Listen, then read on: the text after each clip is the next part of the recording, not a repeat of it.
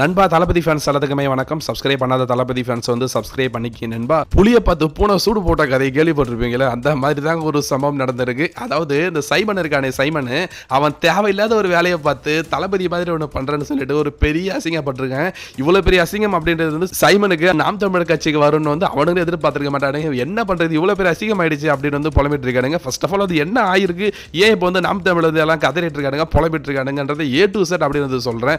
அதாவது வந்து இன்னைக்கு வந்து தளபதி ஃபேன்ஸ் வந்து ஒரு பெரிய ஹெல்ப் பண்ண வேண்டியது இருக்கு. ஏன்னா இன்னைக்கு வந்து ஒரு மாநாடாங்க, திருச்சியில் வந்து மாநாடு நடக்க போகுது. எந்த மாநாடுன்னா நாம் தமிழர் கட்சியோட மாநாடு நடக்க போகுது. இது பல பேருக்கு தெரியாதுன்னு தெரியும். நான் இந்த வீடியோ போறத போது தான் நிறைய பேர் வந்து பார்த்துட்டு இருப்பீங்க. இன்னைக்கு வந்து மெயின் மாநாடு நடக்க போதான், பெரிய மாநாடாமா.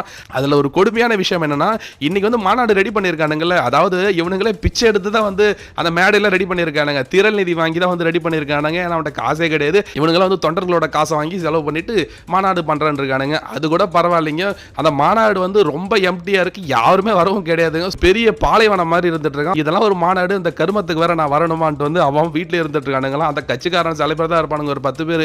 அவனுங்களும் வரலையா. தளபதி தொண்டர்களே, நீங்க பாவம் பார்த்து எப்படி கடைசி எலெக்ஷன்ஸ் அவனுக்கு ஓட்டு போட்டு 8% வர வச்சீங்களோ, அதே மாதிரி வந்து பாவம் பார்த்தீங்கன்னா மாநாட்டில் போய் உட்காந்து தூங்கி எழுந்திட்டு வந்துருக்கேன். அவன் பேசுறது தூக்கம் தான் வரும், போய் உட்காந்து தூங்கி எழுந்து வந்துருங்க. அது மட்டும் கிடையாது, இந்த பொட்டை தூரம் பிறகு வண்டியை தூக்கிட்டு அவன் பாட்டுக்கு சுத்தனா, எவனாவது ஆள் வருவானா, ரோட்டில் வந்தானா எவனாவது இழுத்து போட்டு மாநாடு கூட்டு போய் காமெடி பண்ணலாம் அப்படின்ட்டு வந்து. ஆனால் ரோட்டில் கூட எவனும் கிடையாது. அவன் வந்து வண்டி ஓட்டிட்டு போகிற மாதிரி வந்து ஒரு ஃபோட்டோ அப்படின்றது சோஷியல் மீடியாவில் வைரலாக வந்துட்டு இருக்கு. புறம்போக்கு முதல்ல வந்து ஹெல்மெட்டை போட்டுடா, ஹெல்மெட்டை போடாமல் வந்து நீ சட்டம் பேசிட்டு இருக்கியா என்ன? நீ முதல்ல தளபதி விஜயை பற்றி குறை சொல்றதுக்கு உனக்கு என்ன தகுதி இருக்கு? நீ முதல்ல ரூல்ஸ் வந்து ஃபாலோ பண்ணுறியா என்ன? ஹெல்மெட் போடாமல் பைக் ஓட்டிட்டு பெரிய புடிங்க மாதிரி ஒரு சீன் போட்டுட்டு இருக்காரு அப்படின்னு நான் சொல்லலைங்க. எல்லாரும் வந்து கமெண்ட்ஸில் சொல்லிட்டு இருக்காங்க. ரோட்டில் வரவனும் போகிறவனெல்லாம் வந்து அண்ணா ப்ளீஸ் கொஞ்ச நேரம் ஒரு 10 நிமிஷம் உட்காந்துட்டு போகணும் வந்து கூட்டிட்டு இருக்கானுங்களா. ஸோ இதை பற்றி நீங்கள் என்ன நினைக்கிறீங்கன்றத கமெண்ட்ஸில் சொல்லுங்க நண்பா. சப்ஸ்கிரைப் பண்ணாதவங்க சப்ஸ்கிரைப் பண்ணுங்க நண்பா. தேங்க்யூ.